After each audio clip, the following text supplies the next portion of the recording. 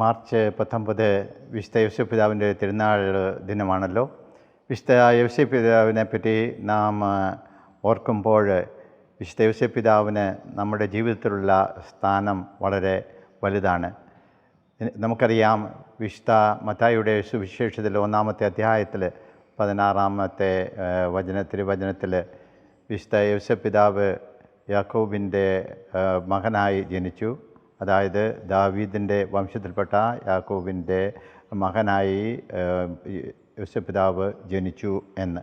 അതിനുശേഷം യോസേപ്പ് പിതാവിനെയാണ് ദൈവം തൻ്റെ പുത്രൻ്റെ വളർത്തുപിതാവായിട്ട്, അതുപോലെ പരിശുദ്ധ മാതാവിൻ്റെ ഭർത്താവായിട്ട്, അതുപോലെ തിരുസഭയുടെ സംരക്ഷകനായിട്ട് നമുക്ക് നൽകിയിരിക്കുന്നത്. അതുപോലെ തൊഴിലാളികളുടെ മധ്യസ്ഥനുമാണ് വിശുദ്ധ യോസേപ്പ് പിതാവ്. പിന്നെ നന്മരണത്തിൻ്റെ മധ്യസ്ഥനുമാണ്. അപ്പോൾ സാധാരണയായിട്ട് എൻ്റെയൊക്കെ കൊച്ചുനാളിൽ യോസേപ്പ് പിതാവിനോടുള്ള പ്രാർത്ഥന എന്നും ചെല്ലുമായിരുന്നു.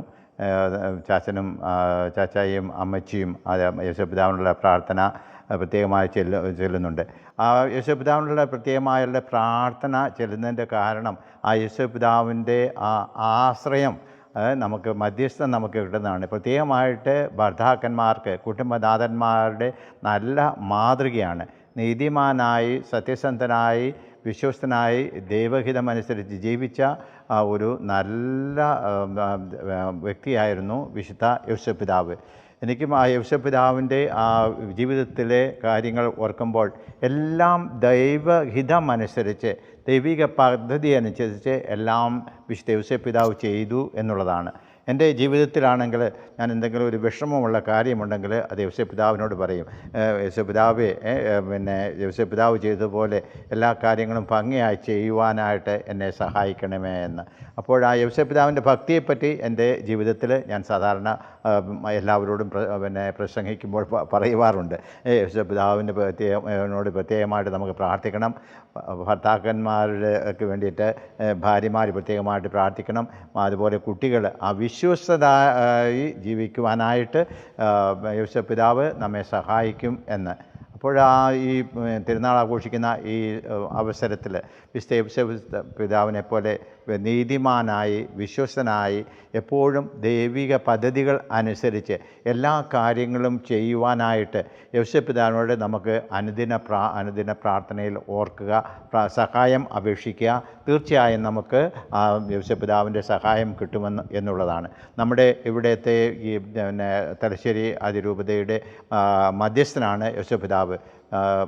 സെബാസ്റ്റ്യൻ വള്ളപ്പള്ളി പിതാവ് അന്ന് യോസേപ്പ് പിതാവിനെയാണ് തിരഞ്ഞെടുത്തത്. എന്തിനു വേണ്ടി? ഇവിടുത്തെ നമ്മുടെ ഈ രൂപതയുടെ മധ്യസ്ഥനായിട്ട്. അപ്പോൾ യോസേപ്പ് പിതാവിന് ഒത്തിരി കാര്യങ്ങൾ ചെയ്യുവാനായിട്ട് കഴിയുമെന്നുള്ളതാണ്. നമുക്കൊരു വിശ്വസ്തയോടുകൂടി നമ്മൾ ജീവിക്കണം. യോസേപ്പ് പിതാവിനോട് പറയണം. ഇപ്പോൾ നമുക്കറിയാം, നമ്മുടെ പരിശുദ്ധ ഫ്രാൻസിസ് പാപ്പ എന്തെങ്കിലും ചെയ്യാൻ ഒരു ഉത്തരം കിട്ടാത്ത കാര്യങ്ങൾ ഉണ്ടെങ്കിൽ അത് ഒരു ഉറങ്ങുന്ന യോസേപ്പ് പിതാവിൻ്റെ ഒരു സ്റ്റാച്യു ഉണ്ട്. ആ സ്റ്റാച്യുവിൻ്റെ അടിയിൽ എഴുതി വെച്ചേക്കും, പിറ്റേ ദിവസം ആ യോസേപ്പ് പിതാവ് അതിന് ഉത്തരം കാണാനായിട്ട് സഹായിക്കും എന്നുള്ളതാണ്. അപ്പോൾ ആ യോസേപ്പ് പിതാവിൽ നമുക്ക് പൂർണ്ണമായ ആ വിശ്വാസം ഇട്ടിട്ട് വിശ്വസ്തരായിട്ട് എല്ലാ കാര്യങ്ങളും ദൈവിക പദ്ധതികളനുസരിച്ച് ചെയ്യുവാനായിട്ടുള്ള ആ ശക്തിക്കായിട്ട് നമുക്ക് പ്രത്യേകമായിട്ട് ഈ തിരുനാൾ ദിവസത്തിൽ പ്രാർത്ഥിക്കാം. അതുപോലെ തൊഴിലാളികളുടെ മധ്യസ്ഥനായ, ജോലിയെല്ലാം ചെയ്യുന്നവരുടെ മധ്യസ്ഥനായ യോസേപ്പ് പിതാവിനോട് എല്ലാവർക്കും നല്ല ആരോഗ്യം ലഭിച്ച് ദൈവഹിതമനുസരിച്ച് എല്ലാ കാര്യങ്ങളും ചെയ്യുവാനായിട്ട് ഉള്ള ആ സന്നദ്ധതയ്ക്കായിട്ട് നമുക്ക് പ്രത്യേകമായിട്ട് ഈ യോസേപ്പ് പിതാവിൻ്റെ ഈ തിരുനാൾ ദിനത്തിൽ പ്രാർത്ഥിക്കാം.